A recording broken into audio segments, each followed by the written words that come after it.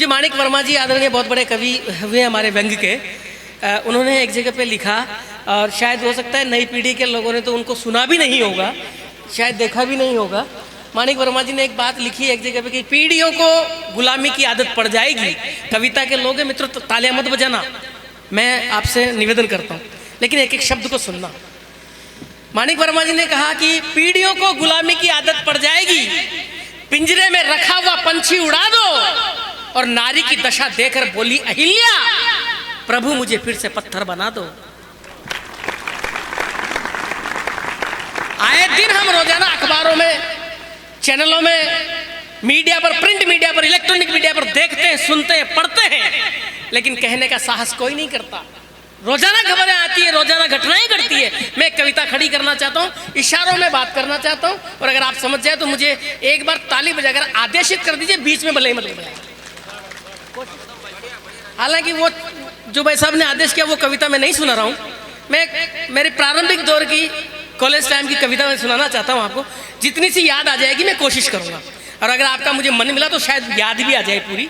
बहुत पुरानी कविता है, फिर भी कोशिश करता हूँ, सुनिएगा। कि एक बार हम दो मित्र खड़े थे, एक एक शब्द को पकड़ना मित्रों। पूरी रात मैंने पूरी मन के साथ में मेहनत करी है, ईमानदारी से मेहनत करी है, लेकिन अब मैं चाहता हूँ कि मैं एक धर्म निभाऊं, कविता का जो धर्म होता है उसके निभाने की कोशिश करता हूँ। एक बार हम दो मित्र खड़े थे, अपनी बात पर आपस में अड़े थे, समझा रहे थे, बतिया रहे थे कैसा है संसार, बंधुत्व छोड़ माया से है प्यार, नैतिकता सिसकती है। बहुत पुरानी कविता है, याद आ जाएगी तो पूरी कर जाऊंगा। नैतिकता सिसकती है, मानवता बिलकती है, स्वार्थ में भाई भाई का खून कर देता है, हंसते खेलते जीवन में जहर भर देता है।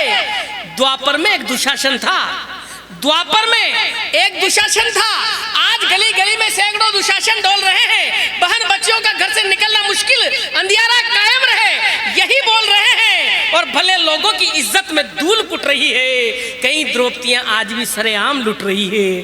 भले लोगों की इज्जत में धूल कुट रही है, कई द्रौपदियां आज भी सरेआम लुट रही है। श्री कृष्ण तो बैकुंठ गए, बचाने कौन आए। आदरणीय बाबूजी, आप बहुत मन से सुन रहे हैं, आपके चरणों में सौंपना चाहता हूँ। श्री कृष्ण तो बैकुंठ गए, बचाने कौन आए। कंस और शिशुपालों की गर्दन पर चक्र कौन चलाए, किस पर भरोसा करें। सारा समाज अभिषिक्त है, पुलिस व सरकार काले कारनामों में लिप्त है। मैं उसकी बातें चुपचाप सुन रहा था, मैं उसकी बातें चुपचाप सुन रहा था, शब्दों की सच्चाई मन ही मन गुन रहा था। फिर वो एक वाकिया बताने लगा, किस्सा एक अबला का सुनाने लगा। फिर वो एक वाकिया बताने लगा, किस्सा एक अबला का सुनाने लगा। बोला मेरे मोहल्ले में एक विधवा निवास करती है। बोला आए दिन अखबारों में पढ़ते हैं अपन।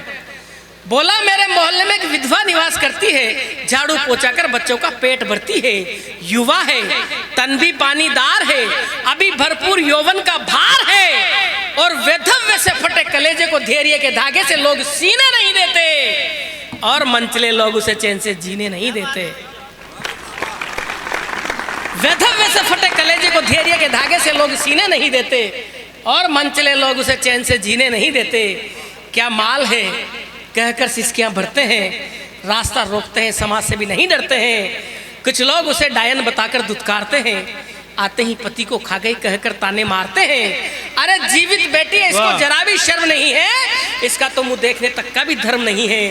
पर कैसी विडंबना है, चढ़ना था उसको सलीक पर, मालिक का मन आ गया उस बदनसीब पर। मालकिन मैके में थी, घर सूना सूना था, पाप का प्रकाश मन में दूना दूना था। चाय लेकर आई तो पकड़ी यूं कलाई, छोड़िए सर फूट आई उसकी रुलाई। आओ जाने मन हम तो तुम पर जान देते हैं, अपनी बीबी से भी ज्यादा तुम्हें मान देते हैं। डरो ना जीवन तुम्हारा निहाल कर देंगे, कष्ट मिटाकर सारे खुशहाल कर देंगे। देख माजरा अबला सर से पैरों तक कांप गई, उस पापी के मन में छिपी हुई राक्षस को भाप गई। पहले तो उसने जीवन भर साथ देने का विश्वास दिलाया, फिर वो नहीं मानी तो उसके सीने पे चाकू लगाया। वो रोई चिल्लाई तड़फी, पर सुनने वाला कौन था। पूरे घर में पसरा एक भयावह मौन था, और पल भर के लिए मानवता एक धरती से उठ गई। एक और द्रौपदी फिर दुशासन के हाथों लुट गई। क्या बात है भाई, वाह वाह वाह, अच्छा कहा है, अच्छा कहा है।